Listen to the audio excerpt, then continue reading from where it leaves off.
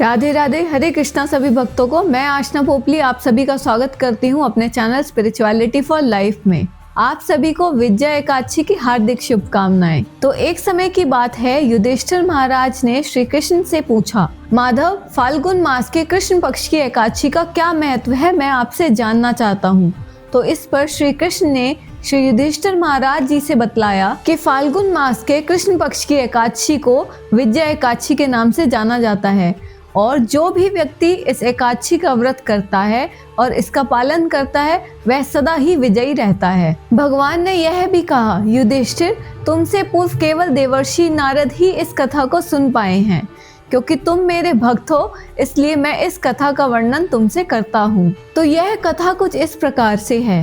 त्रेता युग में जब श्री रामचंद्र जी को 14 वर्ष का वनवास हो गया था तो वह सीता माता के साथ और लक्ष्मण जी के साथ पंचवटी में निवास करने लगे थे।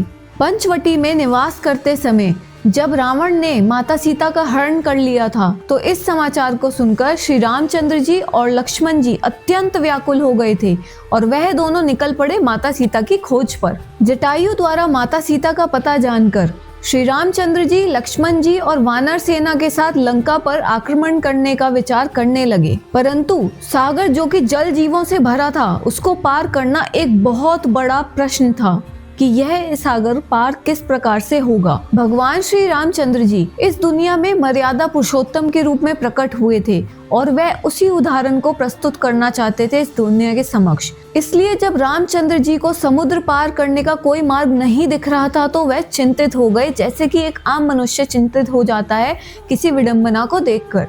तब उन्होंने लक्ष्मण जी से पूछा कि क्या कोई मार्ग है कि वह इस समुद्र को पार कर पाएं? श्री रामचंद्र जी की बात सुनकर लक्ष्मण जी बोले, प्रभु, आप सब जानते हैं, आपसे कोई बात छिपी नहीं है, आप सर्व सामर्थ्यवान हैं। फिर भी यहाँ से कुछ ही दूरी पर मुनि वग्धालभ्य का निवास है, हमें उनसे इसका हल पूछना चाहिए। श्री रामचंद्र जी लक्ष्मण जी के साथ मुनि वग्धालभ्य के निवास पर पहुंचे। वहां जाकर दोनों ने उन्हें प्रणाम किया और अपनी समस्या को बतलाया। समस्या को सुनने के बाद मुनि वग्धालभ्य ने उन्हें यह उपाय बतलाया, हे राम, आप अपनी सेना के समेत फाल्गुन मास की कृष्ण पक्ष में आने वाली एकादशी का व्रत कीजिए।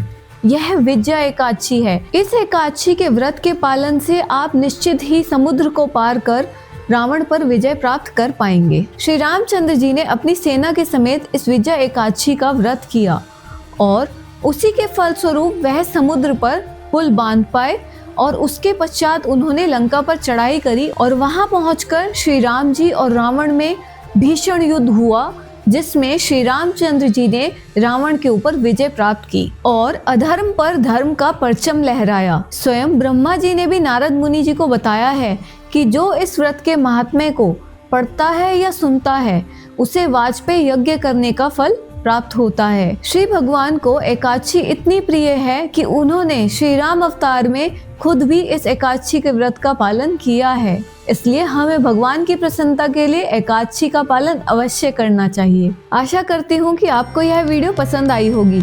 ऐसी ही कथाओं का श्रवण करने के लिए आप हमारे चैनल स्पिरिचुअलिटी फॉर लाइफ को सब्सक्राइब कर लीजिए और इस वीडियो को लाइक कर अपने सगे संबंधियों के साथ शेयर करना मत भूलिएगा। अब हम आपसे मिलते हैं नेक्स्ट वीडियो में। टिल देन, राधे राधे, हरे कृष्णा।